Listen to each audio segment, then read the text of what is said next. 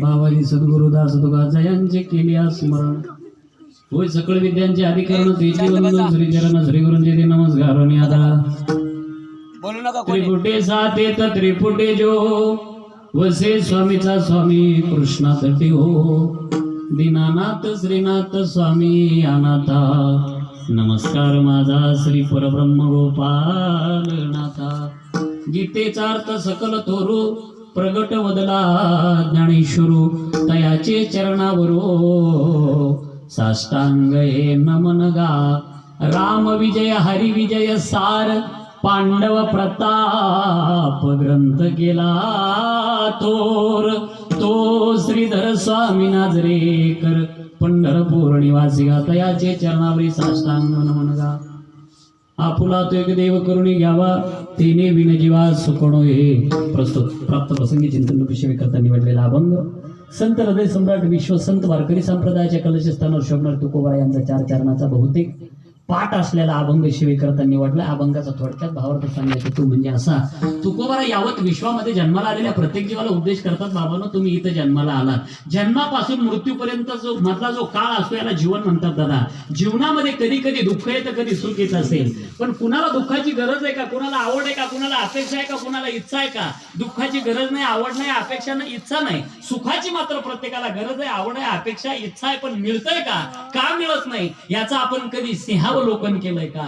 शास्त्रामध्ये ज्याला आपण पाठीमागे वळून पाहिलंय का आपल्या जीवनात दुःख आहे? याचं एकच कारण आहे, आपण ज्या दरवाजात उभं राहून सुखाची अपेक्षा करतो ना, तो दरवाजा दुःखाचा आहे.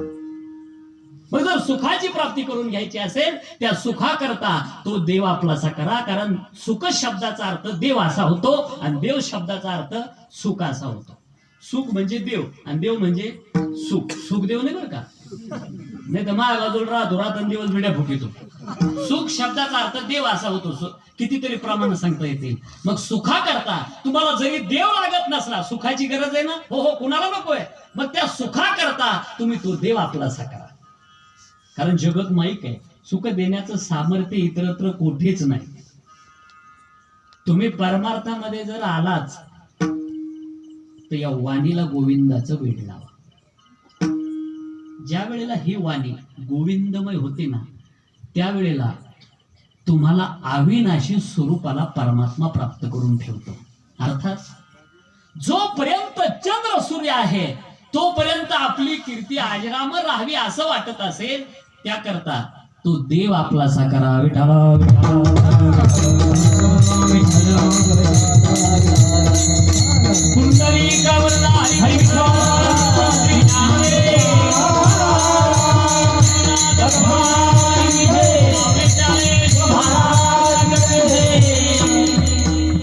सेवेला सुरुवात करण्यात अगोदर परिहार देण्याची अत्यंत गरज आहे. वक्त्याचं आद्य कर्तव्य या नात्यानं आपल्या गावातील एक प्रतिष्ठित कुटुंबातील पिताश्री ज्यांच्या निमित्तानं आपण या ठिकाणी एकत्र जमलो, सरदार लालसिंग देवरे यांच्या पुण्यस्मरणाच्या निमित्ताने आपण एकत्र आलो.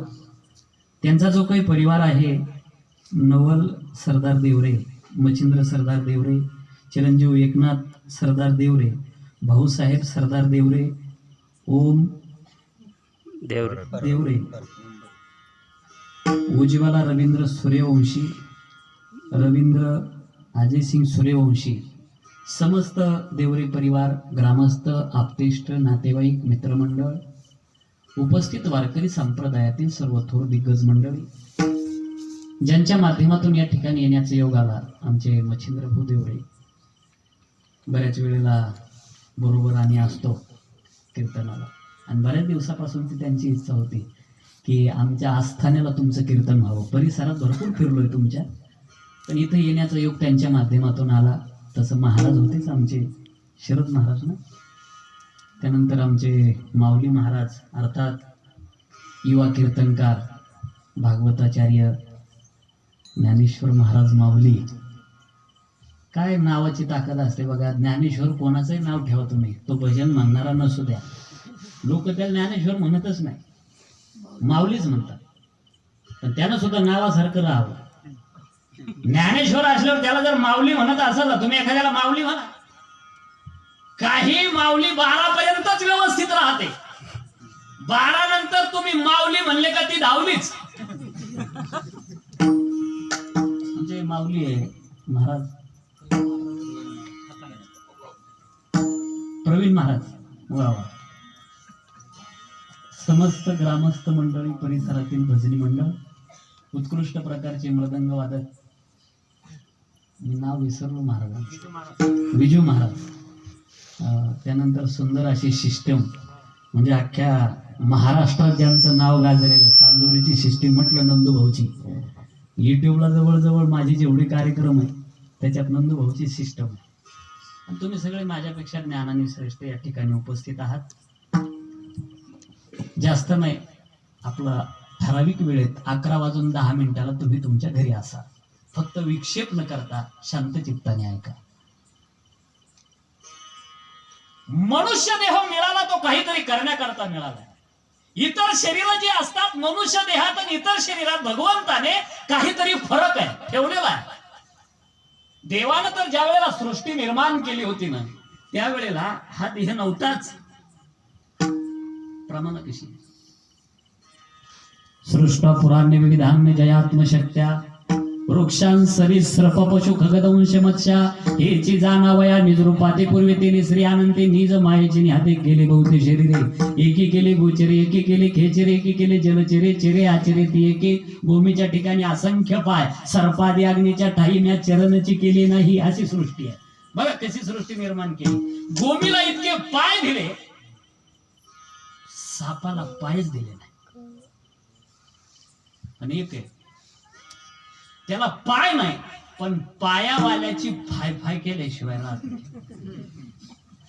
आणखी एक किडा आहे तुमच्या भागात, काय म्हणता कोणास ठाऊक, त्याला शेतात निघतो तो.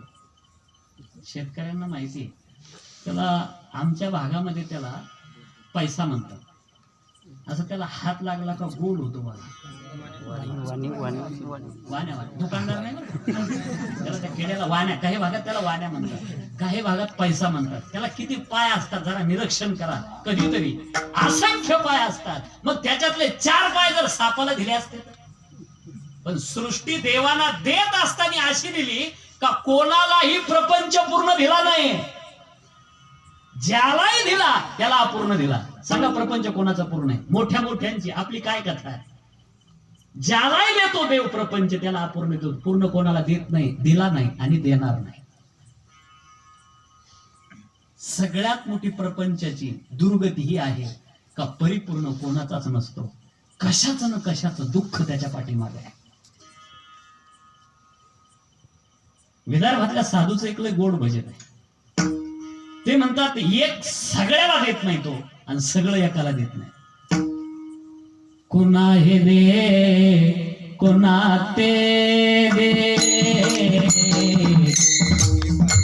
कुणा हे दे कुणा ते दे, राम दे कुणाला ते कुणा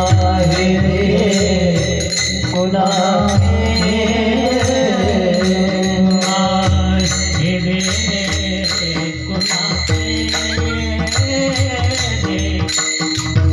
कुणा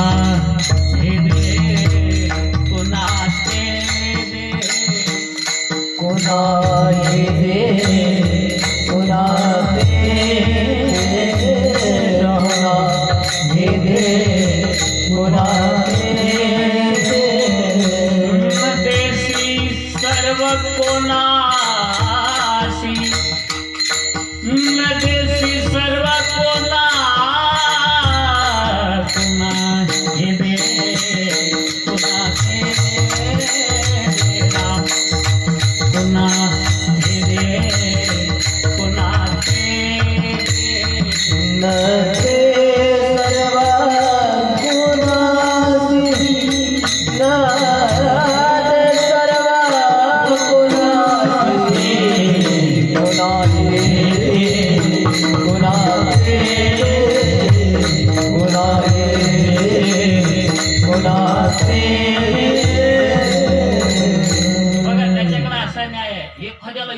संपत्ती देतं, लेकरू बाळ देत नाही.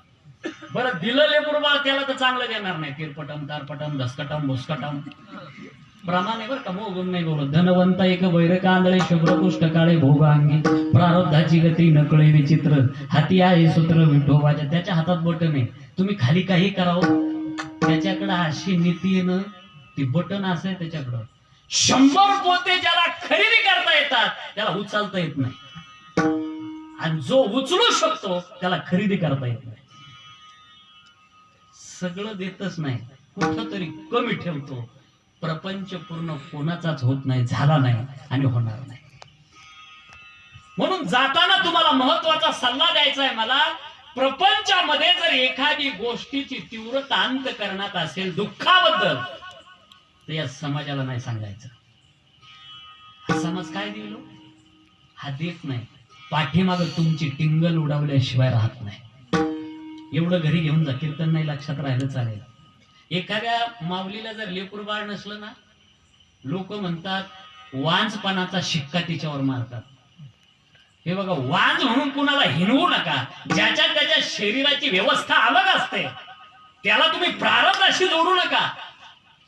लोक वांज वांज म्हणून त्या माऊलीला हिनवतात. का का कुणाची हिंसा करतात?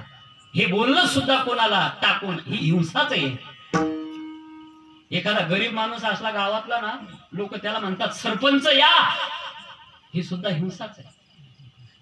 शाब्दिक हिंसा म्हणतात त्याला. हे सुद्धा पाप आहे.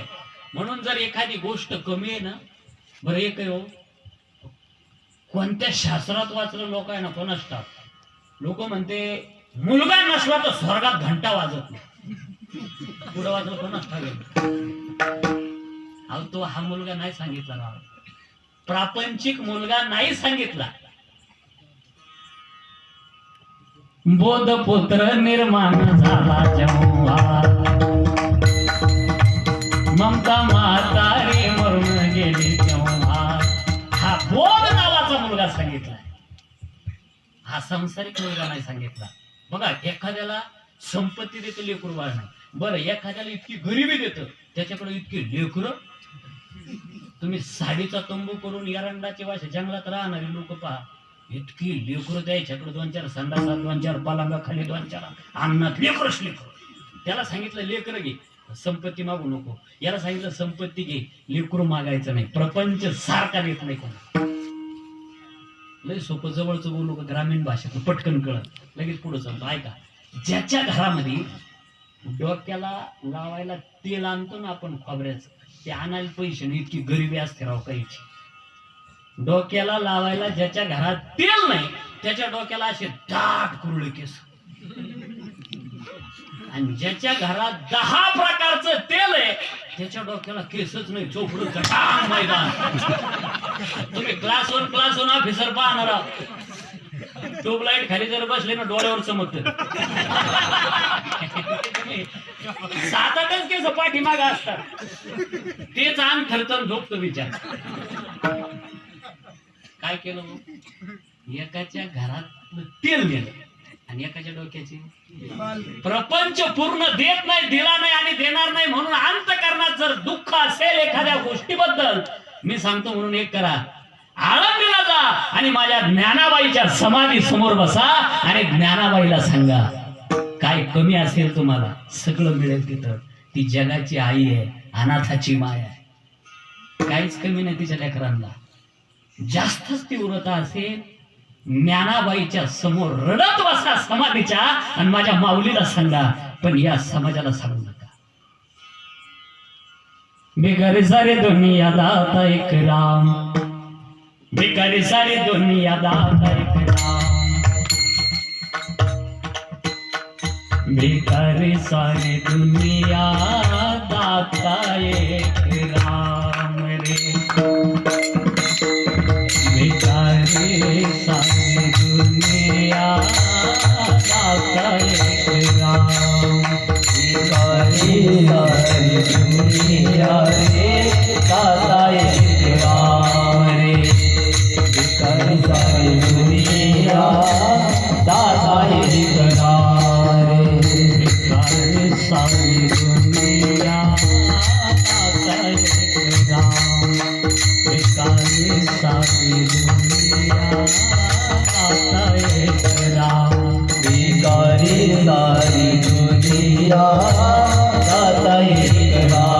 रे भिकारी सारी दुनिया दाता एक राम रे भिकारी सारी दुनिया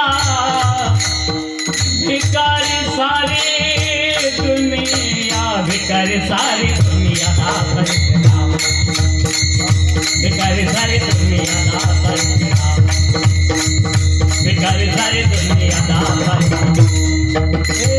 भिकारी सारी दुनिया भिकारी सारी दुनिया दाता भिकारी सारी दुनिया दाता भिकारी सारी दुनिया दाता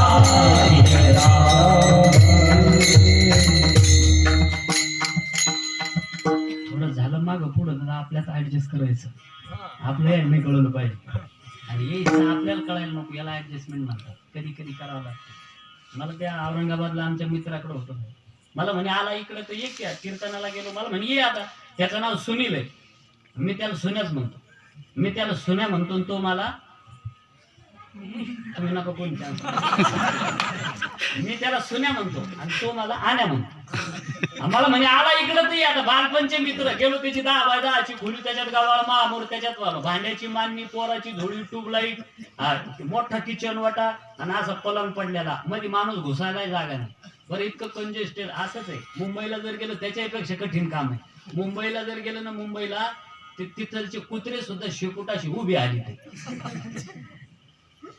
जागेचा अभाव मी तिथं त्याच्याकडे गेलो मला म्हणे आलाच तर मग थांब आजचे दिवस मुक्कामी त्याच्यात जागा नाही म्हणलं आता इथं काय जेवण झालं मला झोपेचा मिस कॉल आला जांभळी मी त्याला म्हणलं आता गाव जवळच आहे 40 किलोमीटर माऊलीन ते असतात आमच्या गावात म्हणलं मी जातो तुम्हाला म्हण नाही आता आलाच तर थांब अरे म्हणलं झोपवतो कुठं आता मला काय किचन खाली घालतो तो मला म्हणे काय काळजी करू नको मी करतो ऍडजस्टमेंट सांगतोय का त्याची 3 लेकरं ते दोघं नवरा बायको म्हणजे ते 5 जण मी 6वा आणि एकच पलक मग त्याला म्हणलं तो मला म्हणे काय काळजी करू नको थोडा 15 मिनिटं गप्पा मार मी ऍडजस्टमेंट करतो त्याने मी म्हणलं आपण पलंगावर झोपून घेऊ हे काही करू त्याने त्याचं लेकरू त्याच्यावर टाकलं पलंगावर मग आली का पंचायत नाही म्हणलं आता काय करायचं तुम्हाला म्हणे काळजी करू नको 10-15 मिनिटं झाले ते पोरग झोपलं एका बाजूनं बेलशीट याने धरलं दुसऱ्या बाजून त्या बाईनं उचललं पोरग सोडलं पलंगाखाली मी म्हणलं आता आपल्याला पलंग मोकळा झाला मला म्हणजे थांब थोडा 15 मिनिटं परत त्याने त्याची 2 लेकरं टाकली आली का पंचायत मला म्हणे काळजी करू नको मी करतो ऍडजस्टमेंट 10-15 मिनिटात ते लेकरं दोन्ही झोपले एक बेलशीट एका बाजून याने धरलं दुसऱ्या बाजून त्या बाईनं उचललं पोरग सोडलं पलंगाखाली मला म्हणे झोप आता बिंदास अरे म्हणलं मला पलंगावर झोपावता आणि तुम्ही कुठं झोपणार आहे मला म्हणे काळजी करू नको आम्ही करतो ऍडजस्टमेंट तू झोप बिंदास सकाळी उठलो तर मी सुद्धा पलंगाखाली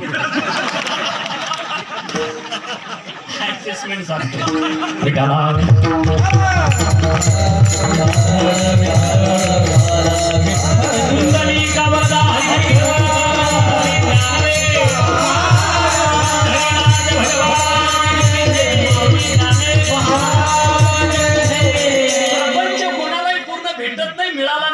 नाही म्हणून प्रपंचाच्या बाबतीमध्ये आसक्त राहू नये प्रपंचात सुखाची अपेक्षाही करू नये कारण प्रपंचामध्ये पूर्णता नाही फुल स्टॉप नाही पूर्णविराम नाही परमार्थामध्ये तिथं आहे ना प्रमाण सांगेल मी तुकोबाराय म्हणतात विश्रांती पावन सांभाळा अजून एक प्रमाण सांगतो आता आणि चिंतेने पावलो विसावा खुंटलिया धावा तृष्णेची धावा खुंटलिया निश्चिंतीने पावलो विसावा आता थांबा प्राप्त झाला फुल स्टॉप पूर्ण विराम प्राप्त झाला याचं नाव परमार्थ आहे संसारामध्ये नाही संसारामध्ये कधी संसारानं सुख कोणाला दिलं नाही देत नाही देणार नाही मुळात प्रमाण तो असा आहे संसार देत नाही आणि आशेला लावल्याशिवाय आशेला लावतो आपला ग्रामीण भाग आहे पटकन लक्षात बसेल ऐका एकाला अशी सवय होती बाजारात गेला काहीतरी खायला आणायचं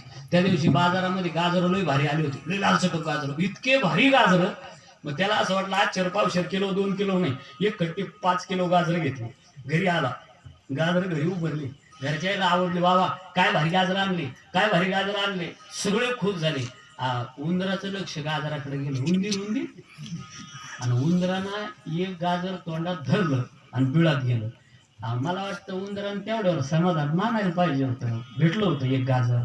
पण त्या उंदरानं विचार केला, जर ना जाऊन पुढं परत लॉकडाऊन झाला मग काय करायचं, एक काम करू, अगोदर गाजर वाहून घेऊ आणि जेच उंदीर भिडला गाजर व्हायला, गाजर ते बीळ बरं काय गाजर थोडे नाही, 5 किलो अख्खी रात्र गेली पा उंदराची गाजर वाहण्यात. इतका थकला दमला, त्याची अपेक्षाच नाही राहिली. आता शेवटचं एक गाजर राहिलं होतं, बाकी गाजराची चांगली थप्पी लावली. शेवटचा तो म्हणला, एवढे गाजर वाहिले आणि शेवटच कशाला एक सोडायचं म्हणला. शेवटचं गाजर आणायला उंदीर गेला, गाजर तोंडात धरलं आणि बोक्याचं लक्ष उंदराकडे गेलं. जशी झडप घातली, गाजरा सकट उंदीर खाल्ला पहा. ती गाजराची थप्पी तशीच राहिली, हो तशीच.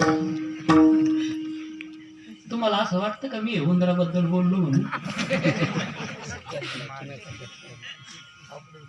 पाहतो घेऊन जाय बोका, पाहतो घेऊन जाय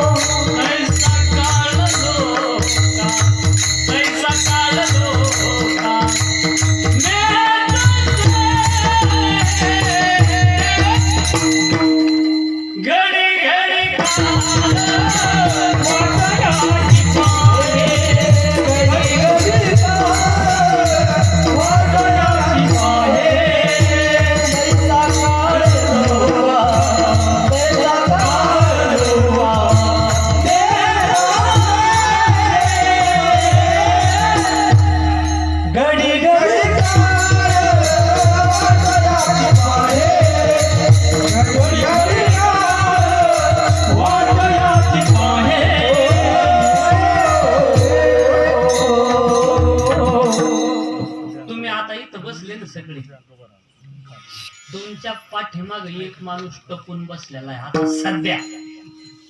सगळ्यांच्या सांगूक ना, घडी घडी काळ वाटयाची पाये. आता तो फक्त उचलण्याची संधी शोधतो. काळाची व्याख्या जरा ग्रामीण भाषेत बोलू का आपल्या? वेळ टळू देत नाही आणि व्यक्ती सुटू देत नाही, त्याला काळ म्हणतात. थोडा अजून जवळ येऊन बोलतो, ठरलेल्या वेळेला ठरलेल्या व्यक्तीला नेतो, त्याला काळ म्हणतात. काळाच इथं भल्या भल्याची जिरली हो तुमची आमची काय कथा. कोणालाच नाही सोडत. जे अमृत पिले त्यांना सुद्धा नाही सोडलं काळाने. यम का यम तडा का ये क्या जाने लड़का गई, नौकरी मर गई, 10 भी मर गई, 88 कोटी देवता मर गए, पटे काल की बाजी, तीनों लोग पे चंद्र विराजे, लुटा कुंज विहारी, कहत कबीरा सोबी मेरी रात कोण बिचारी, यम काय मदडा काय क्या जाने लडकावे. मी काय म्हणलो मला नाही कळलं, तुम्हाला नाही समजलं. याचा अर्थ एकच, जे जे अमृत पिले ते ते कोणीच राहिले येथे नाही उरो आले अवतार. ज्याने ज्याने पंचमहाभूताचं शरीर धारण केलंय ना, त्याला हा देह एक ना एक दिवस सोडावा लागतो. मर्यादा दिली त्याची. किती आयुष्य दिलं कलियुगात? 100 प्रमाण आहे बघा. शतक गणिले, अर्ध रात्र म्हणजे 50 कशात गेले? झोपेत. राहिले किती? 50. 100 जगतात का? बरं धरला आपण जगला तरी सुद्धा 80च्या पुढचे 20 कोणत्याच कामात राहत नाही, ते काढून टाका. 50 मधून ते 20 काढले, खाली किती राहिले? 30 वर्ष. 30 मध्ये पहिले 25 अशा टिवल्या बावल्या करायमध्ये गेले. राहिले किती? 5 वर्ष. मग 5 वर्षात परमार्थ करायचा कधी? एक तर आयुष्य फार तोला मोलाचं, 100 वर्ष खूप कमी आहे थोरा मोठ्याच्या मानानं. अरे जर आपण आयुष्याची गणना पाहिली दादा, तर हिरण्यकश्यपूचं आयुष्य किती होतं? 1,60,30,10,10,700 वर्षे 9 महिने. किती? रिपीट करतो. 1,60,30,10,700 वर्षे 9 महिने आयुष्य हिरण्यकश्यपूला. याच्या पुढे झाला 14 चौकड्या लंकानाथा. 14 चौकड्या म्हणजे कृता त्रेता द्वापार कली अशी एक चौकडी. 14 गुणिले 4 14 चौक 56 युग आयुष्य रावणाला. याच्या पुढे चला 99 सहस्र राया दशरथा. अजून 14 कल्प आयुष्य मार्तंड्य मुनीला. 14 कल्प मार्तंड्यापुढे ते रोम आरशनाचा एक रोम झाली. म्हणजे रोम आरशनाचा जर अंगावरचा एक रोम झाडायचा असला तर मार्तंड्य मुनीचे 14 कल्प जावं लागत होते. मला वाटतं कल्प ही संख्या काय जवळची नाही. 14 कल्प. बरं आता याच्यात रोम आरशनाच्या अंगावर किती रोम? प्रमाणाने घेऊ आपण. तुकोबराची प्रमाण पहा. माणसाच्या अंगावर कोट्यावधी रोम आहे. अर्थात शास्त्रानं सांगितलं 3.5 कोटी रोम माणसाच्या अंगावर असतात.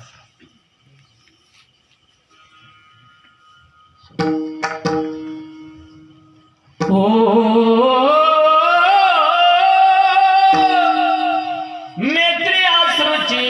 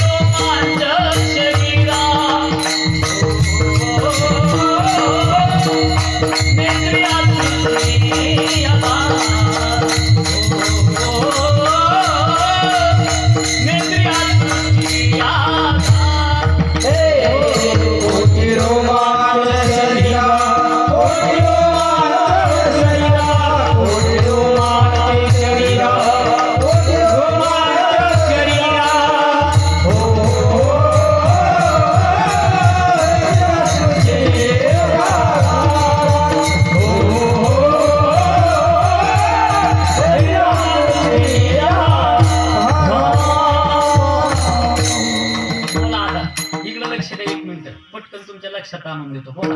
14 कल्प मार्तंड्य मुनीचे गेले का रोम आरशनाच्या अंगावरचा एक रोम झाडायचा. मग एक रोम बरोबर 14 कल्प. तर 3.5 कोटी रोम बरोबर किती कल्प? दादा मी सांगतो, हिशोब करून आलो. 49 कोटी कल्प आयुष्य कोणाचं? रोम आरशनाचं. मग रोम आरशनाचे सगळे रोम झडले का बगदलव्याचा एक निमिष व्हायचा. निमिष डोळ्याचं पातळ होतं ना. मिनिट वेगळा निमिष वेगळा. 60 सेकंदाचा होतो तो मिनिट आणि डोळ्याचं पातळ होतं त्याला म्हणतात निमिष. मग असा निमिष बगदलव्याचा त्यावेळेला होत होता. बगदलव्याचे सगळे निमिष पूर्ण झाले का मग वटहंसाचे उपडे पिच्छ. वटहंसाचा एक पीस उपटायचा. म्हणजे वटहंसाचा एक पीस उपटण्याकरता बगदलव्याचे सगळे निमिष व्हायला पाहिजे. बगदलव्याचा एक निमिष होण्याकरता रोम आरशनाचे 3.5 कोटी रोम झडले पाहिजे. रोम आरशनाचा एक रोम झडण्याकरता 14 कल्प गेले पाहिजे. मग असे वटहंसाचे सगळे पीस उपटले की तो श्वासदान भ्रसुंडीचा, मरणांत पुढे भ्रसुंडीचा, तो एक दिवस जाण कुर्माचा. त्याच्या आयुष्याचा विचार करू नका करू नाश आयुष्य करू नाश आयुष्य करू नाश आयुष्य.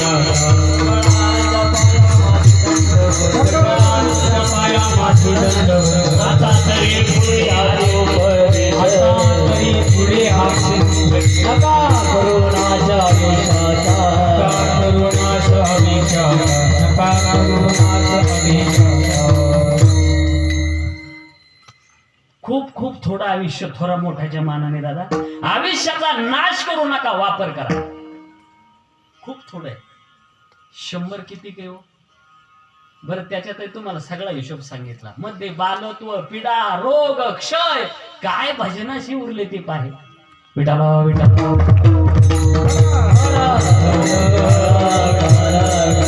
कुंडली कवलाल श्री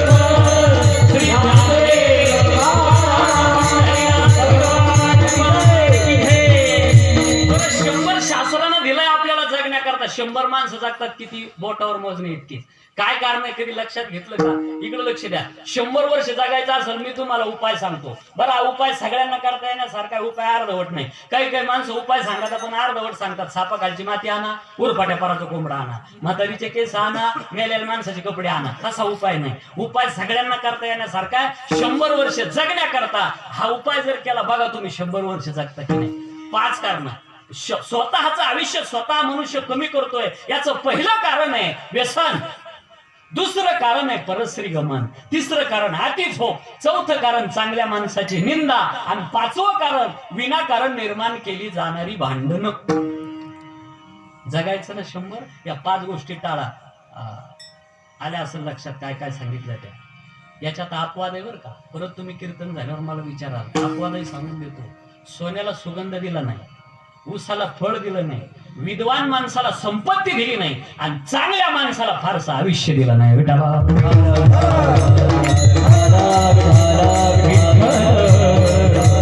मला असं वाटतं काही माणसं नाही 100 जगलं कमी आयुष्यातही क्रांती करता येते. ज्ञानोबा फक्त 22 वर्ष होते. दीर्घजीवी नाही जगले, 22 जगले पण दिव्यजीवी जगले. काही 100च्या पुढे जातात. काही काही लय जगले म्हातारे 100च्या पुढे जातात आणि जगून काय करतात? जमलेल्या सोयरी की मोडून टाकतात. किती जगला यापेक्षा कसा जगतो माणूस हा भाग महत्वाचा आहे. तुकोबराय 42 वर्ष होते. छत्रपती 51 वर्ष होते. जगद्गुरु शंकराचार्य 32 वर्ष होते. ज्ञानोबाराय 22 वर्ष होते. फार नाही. भगत सिंगाचं वय किती? 23 वर्षाचा आहे. माणूस किती जगला यापेक्षा कसा जगतो हा भाग महत्वाचा आहे. म्हणून जाऊ द्या आता. मागचं गेलेल्या आयुष्याचा पश्चाताप करू नका. अजून पुढे आयुष्य बाकी आहे तुमचं. राहिलेल्या आयुष्यात तुम्ही क्रांती करू शकतात. इथं नाही विचारणार, तिथं गेल्यावर विचारणार होते. तिथं गेल्यावर तुम्हाला असं विचारणार नाही का रे तू बंगला का आणला नाही. तिथं नाही. ते म्हणतात खाली ते नचले काही सत्ता संपदा राहील ठाईचे ठाई पुढे संचित पडेल बाही तुका म्हणता या माहिती. आम्ही लय 7-8 जण भाऊ जोड जमाय आमचा. सोडविना बंधू. बरं आमच्या बहीण लय श्रीमंत घरात आहे. पाठीची बहीण. बरं जिच्या करता माय बापाला बाजूला काढून दिलं तिथं सोडविल ना तिथं. अरे शेजेची कामिना दूर आहे. बरं जाऊ दे. आम्ही पहिल्यापासून जसा मतदानाचा अधिकार प्राप्त झाला तसे एकनिष्ठ एकाच पुढाऱ्याचे कार्य करते. सोडविणार राजा, देशीचा चौधरी आणि अनेक सोयरी भली भली. मग तिथं काय कामात येतं? आपलं केलेलं कर्म आपलं साक्षीदार बनतं. तुका म्हणे तुझ सोडविना कोणी एका चक्रपाणी वाचनिया. तिथं सोडवायला कोणी कामात येत नाही. म्हणून ऐका, आजपासून निर्णय जर घेतला तुम्ही, आजपासून कोणाला टाकून बोलायचं नाही. आजपासून शेजाऱ्याशी भांडण करायचं नाही. आजपासून प्यायची बंद. जर निर्णय केला ना तुम्ही मागचे जेवढी पिढी असेल तेवढी माफ. नाही मी बोलत नाही, प्रमाण सांगल. तुकोबाराय म्हणले देवा अरे त्यानं आजपासून ठरवलंय ना तर तुला आता मागचा पाहायचा अधिकार नाही गाड्या. केले मागे नको पाहू, तुझं प्रमाण आम्ही आहो. मी आहे ना जामीनदार. तेव्हा तुला मागचं पाहायचा अधिकार नाही. त्यानं आजपासून निर्णय घेतला चांगलं वागायचा. मागच्याचा पश्चाताप करू नका. मागे झाले ते पाहू नका. पुढे जामीन आहे तुका. पुढे जामीन आहे तुका. पुढे जामीन आहे तुका. मागे झाले पाहू नका. पुढे जामीन आहे तुका. पुढे जामीन आहे तुका. पुढे जामीन आहे तुका. मागे झाले ते पाहू नका. मागे झाले ते पाहू नका. पुढे जामीन आहे तुका. जामीन आहे तुका. पुढे जामीन आहे तुका. मागे झाले पाहू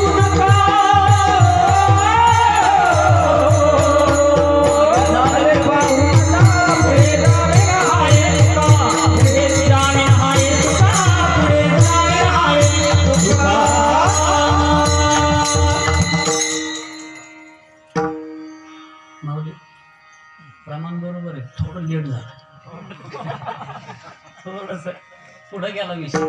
प्रमाण योग्य आहे, पण प्रमाण असं कीर्तनात प्रमाण म्हणजे पाचर राहते, पाचर अशी फिट डुगडुग नको, फिट असली पाहिजे. पुढे जामीन आहे तुका, मागे झाले पाहू नका. मी आहे बोलायला म्हणून जाऊ द्या, तो पश्चाताप नाही. ऐका ना, एका राजानं काय केलं, गरीबाला 4 एकर चंदनाच्या झाडा सगळं नावावर करून दिले जमीन. आता 4 एकर चंदन म्हणल्यावर त्याला काय करायचं काम राहील, तर बस त्याचं एकच काम, लाकडं तोडायचे, जाळायचे, त्याचे कोळशे करायचे. ऐकून राहिले ना, चंदनाची लाकडं तोडायची, ते जाळायचे, त्याचे कोळशे करायचे आणि काय द्यायचे. असं करता करता 3 एकरातले चंदन संपले आणि एकच एकर राहिलं. पावसाची झडगण लागली, असाच अवकाळी बेमोसमी पाऊस पडत होता. आणि मग ते त्याला काय कोळशे करता येईना, त्यानं डायरेक्ट लाकडाची गाडी भरली मावली आणि नेली मालेगाव. इतके पैसे आले त्याला, वेळ झाला काय उपरण काय सांगू त्याला.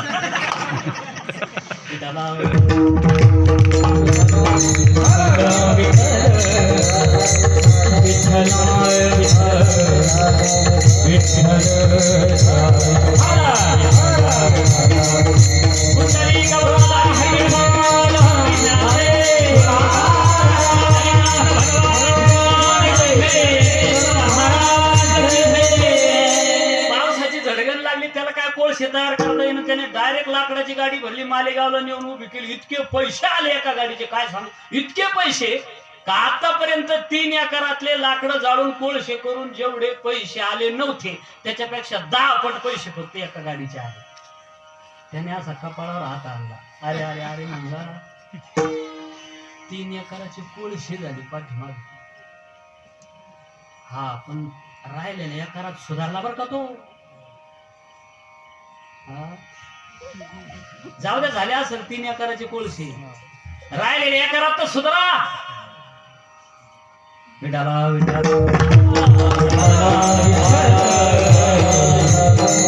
जीवाच्या पाठीमागे अनेक संसारात दुःख आहे. दुःख बांधवडी आहे हा संसार. आहे रावण, मै रावण मारले, रामायणातला प्रसंग. थेंबा थेंबातून तयार व्हायचे ना, तसं याचा असंच आहे. एक सारिता तो पुढे उभे, एक गड्ड बुजवलं का 10 पुढे तयार राहतात. त्याचं नाव संसार आहे. सगळ्यात मोठं जीवाच्या पाठीमागे लागलेलं दुःख आहे जन्म मरणाचं. या दुःखातून त्याच्या दयेनं सुटका होते, त्याच्या कृपेतूनच. पुनरपि जननम पुनरपि मरणम पुनरपि जननी जठरे शयनम य संसारे कलस्तारे कृपया कदे पाहि मुरारे. भज गोविंद भज गोविंद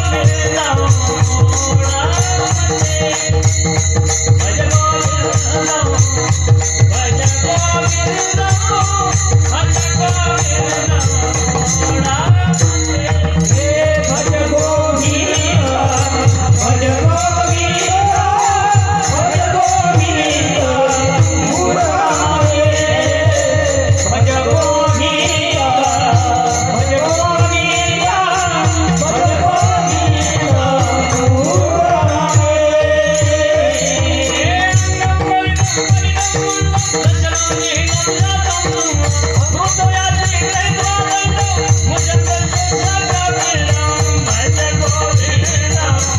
भज गोविंद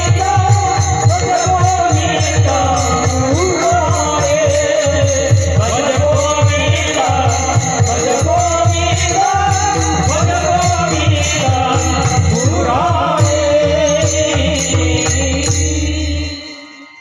सगळ्यात मोठं दुःख आहे. सामान्य यातना नाही जन्म मरणाच्या.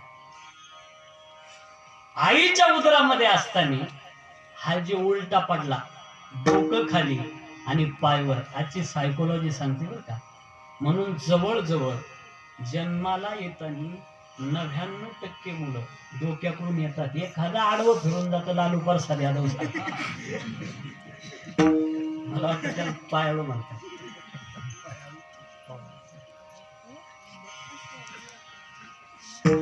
बरं, जन्माला येण्याच्या आत आईच्या उदरामध्ये काय एअर कंडिशनचा बंगला आहे का? मातेची उदर कुहरी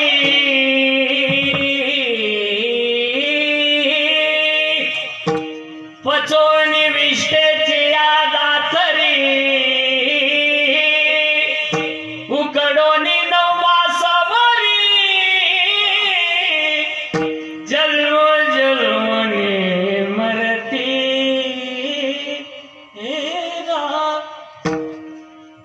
काय यातना आहे आईच्या उदरामध्ये? काय सांगू गरजेची यातना, काय सांगू गरजेची यातना.